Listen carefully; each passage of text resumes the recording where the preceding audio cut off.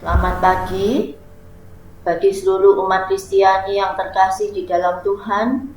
Kita berjumpa kembali di dalam acara renungan singkat Gereja Masehi Advent hari ke-7 Jemaat Yosodipuro. Judul renungan kita pagi ini adalah pengenalan akan Allah. Mari kita berdoa terlebih dahulu. Ya Tuhan, Allah yang bertahta di dalam surga, Allah yang Maha Pengasih dan Maha Penyayang, Allah yang kami sembah, puji dan muliakan. Terima kasih ya Bapa atas perlindungan-Mu di dalam istirahat kami malam tadi. Berkati kami hari ini di dalam segala pekerjaan kami. Berikan Roh Kudus-Mu agar firman yang akan kami bagikan ini bisa memperdalam pengenalan kami akan Engkau ya Bapa. Kami berdoa di dalam nama Tuhan Yesus, Juru Selamat dan Pengantara kami. Amin. Ada banyak misteri dalam firman Allah yang tidak kita pahami. Tetapi banyak dari kita yang cukup puas memberhentikan penyelidikan kita pada firman-Nya, meskipun kita baru saja menerima sedikit pengetahuan mengenai Kristus. Kita mengira bahwa kita sudah cukup menerima semua terang yang ada dalam firman Allah. Namun kebenaran tentang Allah itu tidak ada batasnya. Dengan usaha tekun kita harus terus menggali kebenaran, menemukan permata yang tersembunyi. Yesus bersungguh-sungguh dengan apa yang dikatakannya saat ia mengarahkan murid-murid untuk menyelidiki kitab-kitab suci, seperti yang terdapat di dalam Yohanes 5 ayatnya yang ke-39. Menyelidiki berarti membandingkan ayat dengan ayat dan hal-hal rohani dengan yang rohani. Janganlah kita puas dengan pengetahuan yang dangkal. Tidak setengahnya kita menyadari apa yang Tuhan ingin lakukan bagi umat-Nya.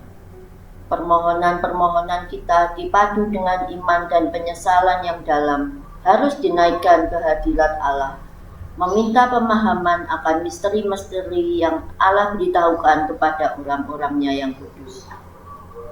Pena malaikat tidak dapat menggambarkan semua kemuliaan rencana penebusan yang dinyatakan. Alkitab menceritakan bagaimana Kristus menanggung dosa-dosa kita dan memikul kesedihan kita. Di sini dinyatakan bagaimana kebenaran dan kemurahan telah dipertemukan di salib Golgota. Bagaimana kebenaran dan kedamaian telah berpautan satu sama lain. Bagaimana kebenaran Kristus bisa ditanamkan kepada manusia yang telah jatuh. Di sana hikmat kekal, keadilan kekal, kemurahan kekal, dan kasih kekal dipertunjukkan. Dalamnya, tingginya, panjangnya, dan lebarnya kasih dan nikmat, semua pengetahuan tinggi diberitahukan di dalam rencana keselamatan.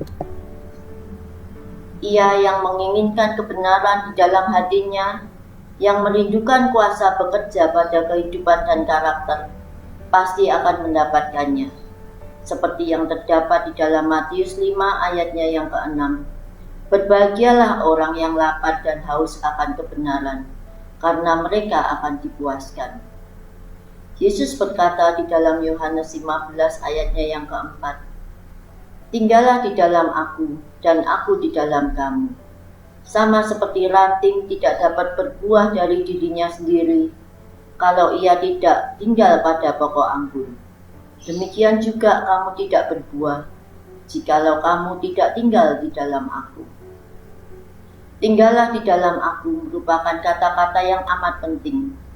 Tinggal di dalam Kristus berarti iman yang hidup, bersungguh-sungguh, dan menyegarkan yang bekerja oleh kasih dan memurnikan jiwa. Itu artinya terus-menerus menerima semangat Kristus, suatu kehidupan penyerahan sepenuhnya bagi pelayanannya. Dimanapun persekutuan ini ada, maka di situ perbuatan baik akan tampak. Kehidupan anggur akan diperlihatkan pada buah-buah beraroma sedap pada ranting-rantingnya. Suplai kasih karunia yang terus-menerus akan memberkatimu dan menjadikanmu berkat, sampai engkau bisa berkata bersama Paulus, Aku telah disalibkan dengan Kristus, namun aku hidup. Tetapi bukan lagi aku sendiri yang hidup, melainkan Kristus yang hidup di dalam aku.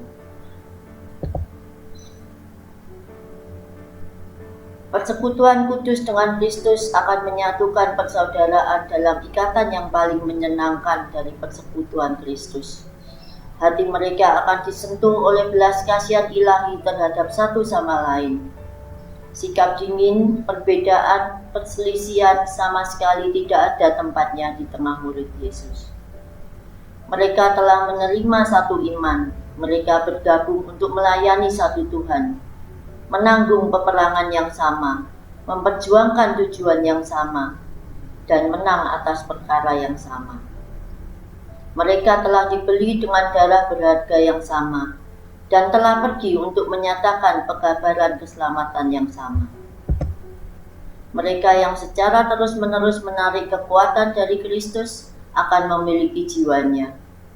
Mereka tidak akan ceroboh di dalam perkataan dan kelakuan. Suatu pemahaman tentang betapa besarnya nilai keselamatan mereka dalam pengorbanan anak Allah akan menetap dalam jiwa mereka. Tuhan memberkati.